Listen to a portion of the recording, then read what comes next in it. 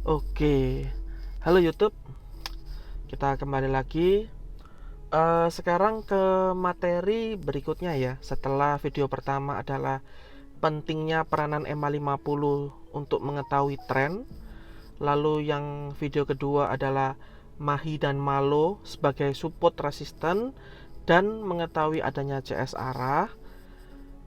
Lalu video ketiga peranan dan bentuk-bentuk dari Bollinger Band sehingga dapat mengetahui adanya CS arah momentum. Nah, sekarang kita ke video berikutnya, video pembelajaran berikutnya. Di BBMA itu kita menemukan sebuah pola dan selalu berulang. Nah, bentar saya ini ya. Oke. Nah, pola apa sih yang selalu berulang-ulang di BBMA? Nah, kita bahas sekarang. Oke. Pertama adalah ekstrim. Apa itu ekstrim? Ekstrim itu adalah sinyal awal pembalikan arah. Masih baru sinyal awal pembalikan arah, ya. Jadi sebenarnya ekstrim ini memberitahu, hey, ini market mau berbalik arah loh. Nah, intinya gitu. Lalu, ciri-cirinya seperti apa? MA, nah, MA5 atau MA10 sekaligus bisa keluar dari top atau low BB. Itu ciri yang pertama. Lalu yang kedua, ada reverse candle. Apa itu reverse candle? Jika terjadi momentum buy, nah, lalu terjadi MA5 keluar dari top BB, lalu ada reverse candle atau candle bear, close bear seperti itu dinamakan adalah reverse candle. Nah, entry, jika ada yang mau entry di ekstrim, disarankan adalah di retest candle. Jadi dia mencoba untuk melawan arah lagi, namun gagal membreakout, itu disebut retest candle. Itu adalah entry point dari ekstrim. Seperti itu. Nanti lebih detailnya kita lihat di gambar chart ya. Nah, setelah ekstrim, setelah ada sinyal awal pembalikan arah, nah, ada namanya TP wajib. Jika tadi adalah momentum buy, berarti TP wajibnya adalah di Malo, MA5 10 low. Nah, ini dia di MA5 10 yang bertentangan. Jadi kalau bull maka dia di MA5 10 low. Jika dia bear berarti di MA5 10 high. Oke. Jadi jika ada yang entry di ekstrim, ini adalah TP wajib. Ya. Nah, setelah TP wajib, market akan membentuk MHV atau market hilang volume. Seperti apa? Itu apa itu kan? Jadi market ini tidak mampu membentuk momentum lagi. Nah, market tidak mampu membentuk momentum lagi. Dia tidak mampu melepasi top low BB, top atau low BB. Nah, setelah itu ada reverse candle. Nah, kita entry di mana? Di retest candle-nya. Seperti itu. MHV ini adalah setup entry pertama di BBMA selain re-entry. MHV ini relatif lebih pucuk daripada re-entry. Namun, ada satu hal yang dilupakan, MHV ini kadang bisa terbentuk lebih dari sekali. Bisa MHV1, MHV2, MHV3, bisa saja. Jadi, apa yang memvalidkan MHV ini? Dia akan membentuk CS arah. Nah, CS arah. Di video yang kedua, kita sudah pelajari apa itu CS arah. CS arah adalah candle yang berhasil membreakout Mahi atau Malo, ya. Seperti itu, melepasi MA5, MA10 low atau high. Nah, arah kuku ini apa? CS arah kuku, atau dalam bahasa Indonesia CS arah yang kuat. Dia mampu melepasi MA5 dan MA10, dan nah ada dannya, mampu melepasi mid BB juga. Ingat di video kita yang ketiga, mid BB juga sebagai support dan resisten. Jadi dia mampu melepasi MA5, MA10 dan mid BB. 3 support atau 3 resisten sekaligus. Itulah kenapa disebut CS arah kuku, CSAK disingkat. Oke. Nah, biasanya setelah CS arah kuku terjadi namanya re-entry. Nah, re-entry dari CS arah kuku ini adalah setup entry yang kedua. BBMA hanya punya 2 setup saja, setup MHV dan setup re-entry, berawal dari sinyalnya dari momentum atau CS arah kuku. Oke, re-entry ini adalah setup favorit saya. Kenapa? Karena re-entry ini continuation, jadi penerusan tren, relatif lebih tidak gampang salah daripada kita entry di MHV sebetulnya. Cuma kelemahannya re-entry ini relatif sudah agak bawah. Kalau kawan-kawan di sini maunya pucuk akar, silakan cari entry di MHV seperti itu. Kalau saya mau MHV mau re-entry nanti tetap di SOP kan seperti itu dengan multi time frame tentunya.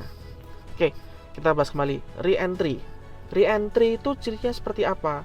Candle tidak mampu melepasi MA5, MA10.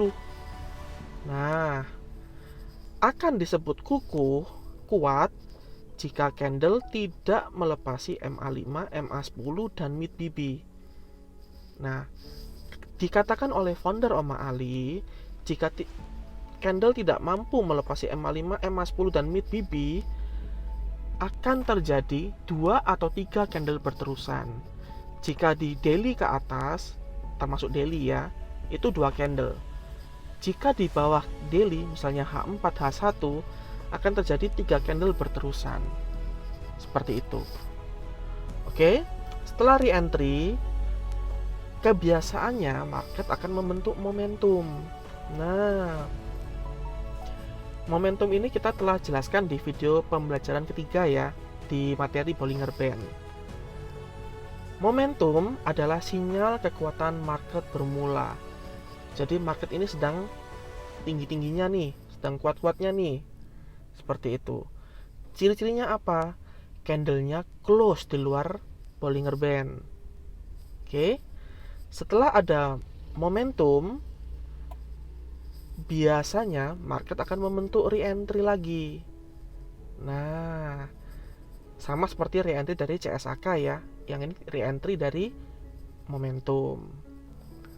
Jadi market selalu berulang-ulang seperti itu. Kapan berakhirnya?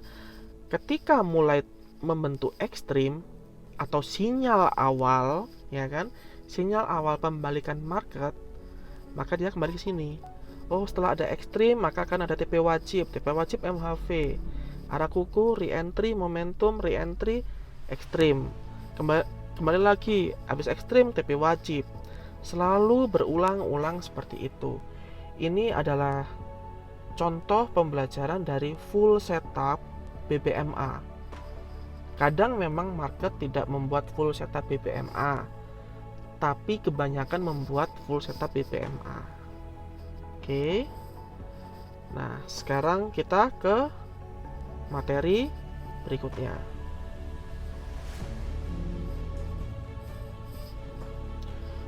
Kita ke chart ya sekarang.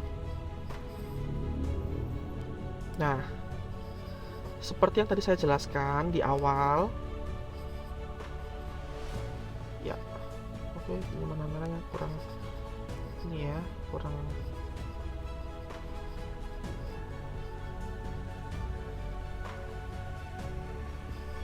hijau ya. Oke.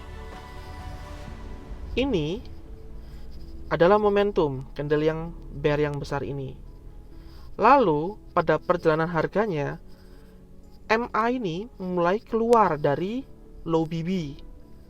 Nah, lalu ada reverse candle. Reverse, ini kan bear, lalu bull, inilah yang disebut reverse candle. Maka ini sah disebut ekstrim. Nah, tadi di ekstrim dikatakan jika mau entry di retest candle, inilah retest candle.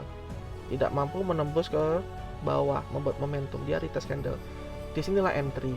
Nah, saya kurang suka entry di retest candle di ekstrim ini karena ada kemungkinan dia tidak ke TP wajib dulu, tapi dia turun dulu ke bawah. Terfloating lah kita. Kecuali memang kalau sudah mahir, advance, dan sudah punya pengalaman, ada yang bisa entry di retest candle ini. Seperti itu. Tapi untuk kawan-kawan yang masih basic atau masih baru belajar BBMA, saya sih kurang menyarankan ya untuk entry di retestnya ekstrim karena dia masih counter trend. Setelah itu market membentuk TP wajib ya. Setelah TP wajib, market membentuk MHV. Kenapa? Karena dia tidak mampu membentuk momentum lagi di sini, ya kan? Ada retest candle. Ya, ada retest candle. MHV retest candle. Reverse candle. Setelah reverse retest, dia membentuk CS arah kuku. Ini yang disebut CS arah kuku karena dia mampu melewati MA5, MA10 high dan mid BB sekaligus. Ini adalah arah kuku, CS arah kuku. Setelah CS arah kuku, dia membentuk re-entry. Setelah re-entry, dia membentuk momentum. Nah, candle keluar dari top BB. Setelah itu, dia membentuk ekstrim dengan adanya MA5 yang keluar dari top BB. Reverse retest, TP wajib. Nah, ini sudah keluar dari MA510. Ini disebut arah mestinya. Nah, setelah arah, dia tidak mampu melakukan perjalanan. Dia membuat, dalam hal ini dia membuat MHV.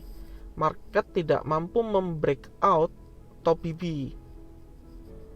Lalu ada reverse candle, retest di sini. Kita masuk di sini. Lalu membuat CS arah kuku, re-entry, momentum, lalu re-entry lagi. Seperti itu terus. Nanti setelah itu jadi membuat ekstrim, TP wajib, dan market akan selalu berulang-ulang seperti itu. Inilah full setup dari BBMA. Apakah market selalu membuat full setup seperti ini? Kadang iya, kadang tidak. Tapi kita harus paham dulu dasar-dasar berpikirnya. Oh oke, ini ada ekstrim, nanti ada TP wajib, lalu market hilang volume, lalu jika mampu membuat CSAK, dia akan ada re-entry, lalu membuat momentum, re-entry lagi, lalu membuat ekstrim, dan seterusnya. Seperti itu.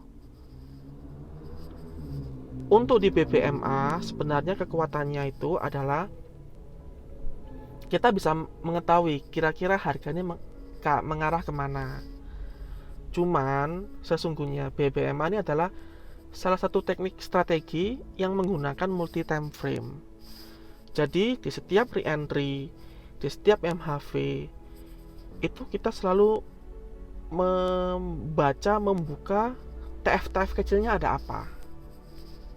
Itulah kenapa kawan-kawan yang mempelajari BBMA selalu kadang-kadang salah. Oh ada re-entry langsung entry. Oh ada MHV langsung entry. Ternyata gagal.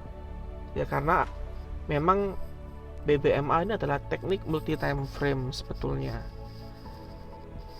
Nah, tapi dasar dari full setup BPMA ini harus benar-benar tahu apa sih kegunaan masing-masing ini, kenapa disebut ekstrim, kenapa disebut MHV, kenapa disebut re-entry, kenapa disebut momentum, harus tahu dulu. Baru bisa lompat ke level berikutnya. Nah, mudah-mudahan dengan adanya video ini mampu memberi sebuah kejelasan terhadap kawan-kawan di sini mengenai alur cerita diagram BPMA ini. Jika dirasa video ini sangat bermanfaat dan membantu, bisa di-like dan di-subscribe, juga disebarkan ke teman-teman yang sedang berjuang mempelajari BPMA. Semoga dengan tambahan ilmu ini membuat kawan-kawan bisa belajar BPMA dengan baik. Dan jangan lupa trade wisely. Oke, sampai jumpa di video berikutnya ya. Thank you.